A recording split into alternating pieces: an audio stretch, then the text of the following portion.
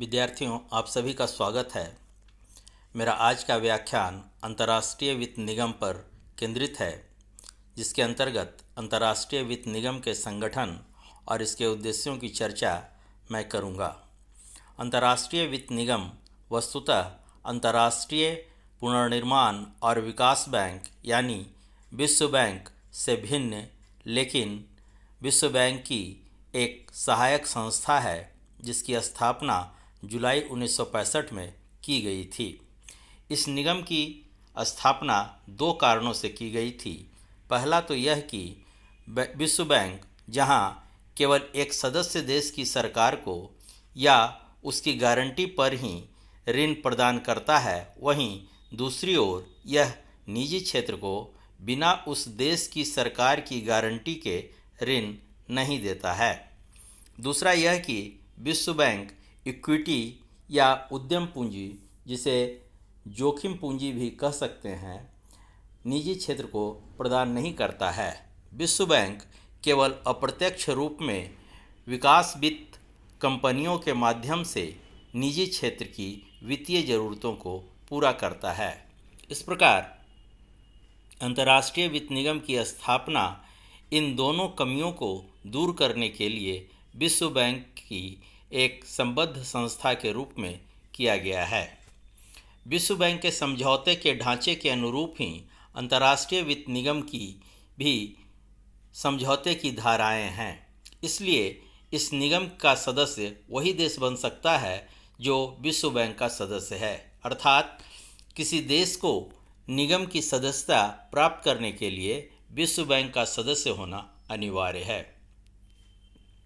जहाँ तक निगम के संगठन की बात है, तो निगम का अपने कर्मचारियों का एक समूह तो है, किंतु यह प्रशासकीय सेवाओं के लिए विश्व बैंक से सहायता लेता है। विश्व बैंक की संरचना के अनुरूप ही निगम के संगठनात्मक संरचना का भी निर्माण किया गया है, जिसके अनुसार इसका एक अध्यक्ष, एक सभापति, शासक मंडल और अधिशासी निदेशक होता है। विश्व बैंक का अध्यक्ष ही अंतर्राष्ट्रीय वित्त निगम का अध्यक्ष होता है, लेकिन निगम की सभी प्रशासकीय शक्तियां निगम के उपाध्यक्ष के पास केंद्रित होती है।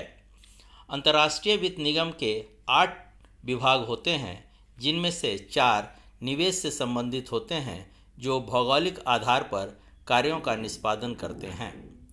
इसी प्रकार शेष 4 विभाग पूंजी बाजारों, वित्त एवं प्रबंधन, कानूनी विषयों तथा इंजीनियरिंग से संबद्ध होते हैं, जो कार्यात्मक आधार पर परिचालन करते हैं। अब हम निगम के उद्देश्यों के बारे में चर्चा करेंगे। अंतर्राष्ट्रीय वित्त निगम के उद्देश्यों का उल्लेख समझौते के अनुच्छेदों में धारा 1 के अंतर्गत की गई है, जिसके अनुसार अंतर्राष्ट्रीय वित्त निगम के प्रमुख उद्देश्य इस प्रकार बताए गए हैं।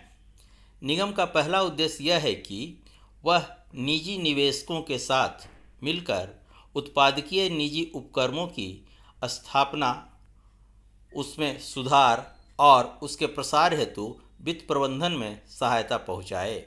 इसके लिए निगम सदस्य देशों की सरकार की पुनर्भुगतान की गारंटी के बिना ही उस देश में निवेश की आज्ञा देता है। निगम का दूसरा उद्देश्य घरेलू और विदेशी निजी पूंजी निवेश हेतु सुअवसरों एवं अनुभवी प्रबंधन को प्रोत्साहित करना है, जिससे कि सदस्य देशों के विकास को बढ़ावा मिल सके। निगम का तीसरा उद्देश्य सदस्य देशों में घरेलू और विदेशी पूंजी उत्पादकीय निवेश को बढ़ाने के लिए प्रोत्साहन देना है और उसके लिए उपयुक्त वातावरण निर्मित करने में प्रेरक की भूमिका निभाना है।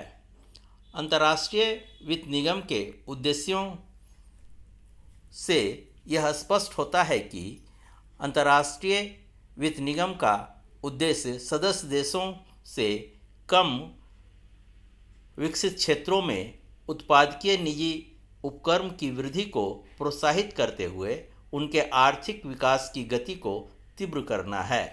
इन तथ्यों के आधार पर हम यह कह सकते हैं कि अंतर्राष्ट्रीय वित्त निगम का उद्देश्य विश्व बैंक के कार्यों का पूरक बनना है। धन्यवाद।